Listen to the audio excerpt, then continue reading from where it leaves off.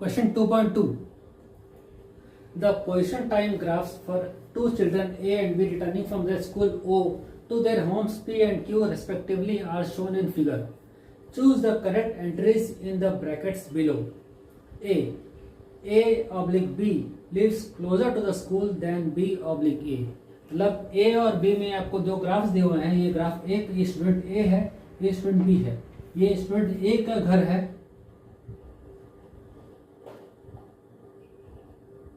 ये A का घर है, और ये स्टूडेंट B का घर है Q.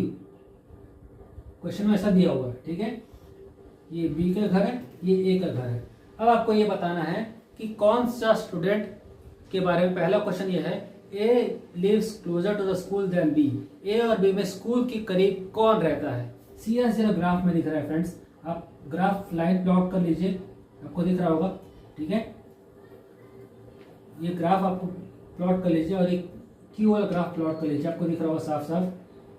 ये A का है और ये B का है. सीधी सी बात है, A जरा करीब है स्कूल के. A is closer than B.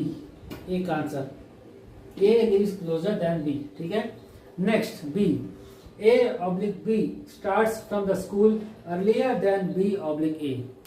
A और B में स्कूल से पहले स्टार्ट कौन करता है. अब देखिए, ये हमारा स्कूल है, ठीक है. ये हमारा स्कूल है, O पॉइंट. अब यहाँ स्कूल से पहले स्टार्ट, ये हमारा A है, ये B है. मान लेते हैं ग्राफ को पॉइंट दे देते हैं, एग्जांपल समझने के लिए एग्जांपल दे देते हैं. मान ले 1 है, ये 2 है, ये 3 है. ये t=3 सेकंड पर B स्टार्ट कर रहा है अपने घर के लिए. वहीं t=0 सेकंड पर A स्टार्ट हो रहा है. आप भी बताइए, A जरा पास है, A स्कूल से जल्दी निकल रहा है या B जल्दी स्कूल से जल्दी निकल रहा है. सीधी सी बात है, A जल्दी निकल रहा है स्कूल से, है ना. तो B का आंसर क्या होगा. A स्कूल से जल्दी निकल रहा है B के कंपैरिजन में, ठीक है.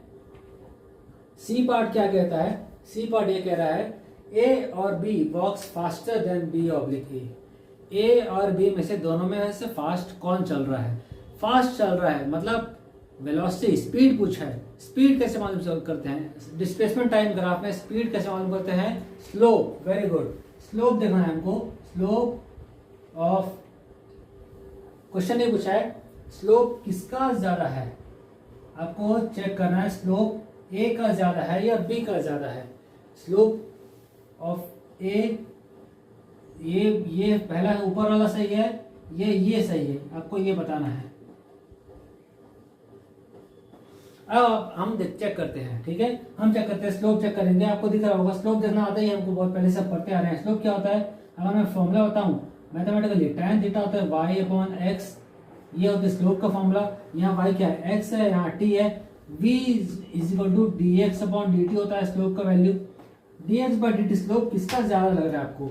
ये θ1 है, इसको θ1 मान लो, इसको θ2 मान लो.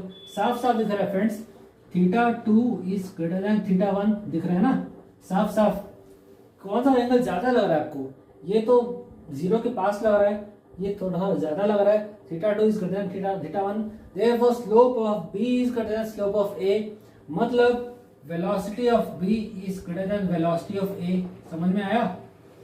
स्लोप ही वेलोसिटी है हमारी, तो velocity of B is greater than velocity of A. hence C part में क्या कह रहा है, velocity of B is greater than velocity of A.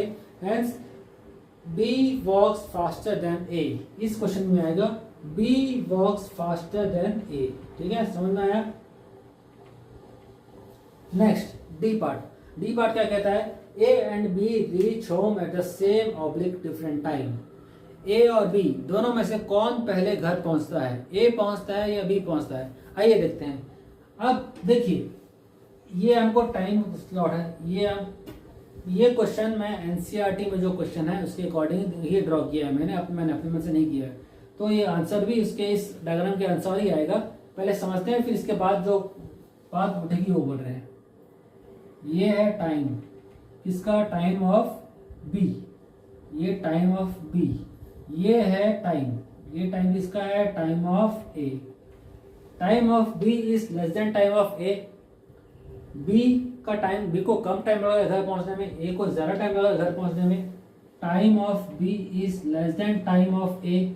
ठीक है, साफ साफ दिख रहा है, बी को कम टाइम लग रहा है, ए को ज्यादा टाइम लग रहा है। तो according to this question A and B reach home at same या डिफरेंट टाइम है, बट किसी कहीं कहीं आप देखोगे सेम टाइम। आप बताइए, मैं आपसे पूछता हूँ कौन सा पॉइंट आपको किस तरह देख के लग रहा है दोनों सेम होना चाहिए या सेम हो सकता है? किसको लगता है सेम है? प्लीज नीचे कमेंट करके बताइए। सेम होगा तो कैसे होगा, क्या लॉजिक लग रहा है आप लोग को? क्या दोनों सेम लग रहा है? सेम एक ही कंडीशन पर हो सकता है। अभी का आंसर डिफरेंट है, according to this graph. Same कब होगा? सेम देखिए, सेम सिर्फ और सिर्फ एक ही कंडीशन में हो सकता है, जब आपने लाइन को एक्सटेंड कर दिया, इस लाइन को एक्सटेंड कर दिया यहां ऊपर तक, आपने इस लाइन को एक्सटेंड कर दिया और ये दोनों सेम हो गए। जब T A is equal to T B होगा, सिर्फ और सिर्फ इसी कंडीशन में ये दोनों सेम हो सकते हैं, अदरवाइज सेम नहीं हो सकते। जब तक ये लाइन सेम नहीं होंगे तब तक ये टाइम सेम नहीं आएगा। यहाँ इस कंडीशन में ऐसा नहीं है, इस क्वेश्चन में ऐसा कुछ भी नहीं है। तो answer is according to this condition both are different times. ठीक है, नेक्स्ट ऑप्शन ई, ए और बी ओवरटेक्स बी और ए ऑन द रोड वंस और ट्वाइस। ए और बी दोनों को कितने बार ओवरटेक कर रहे हैं, इसका सिंपल सा एक लॉजिकल ग्राफ में देखना है।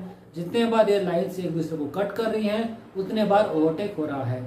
यहाँ इस प्रेजेंटली सिर्फ एक ही बार कट कर रही है, ये पॉइंट ओ है, ये पॉइंट पी नहीं, इसको मान लेते हैं कोई और, ओ है, पी क्यू है, बी सी मान लेते हैं। पॉइंट सी पर एक बार ओवरटेक कर रहे हैं, क्रॉस कर रहे हैं दोनों स्लोप्स।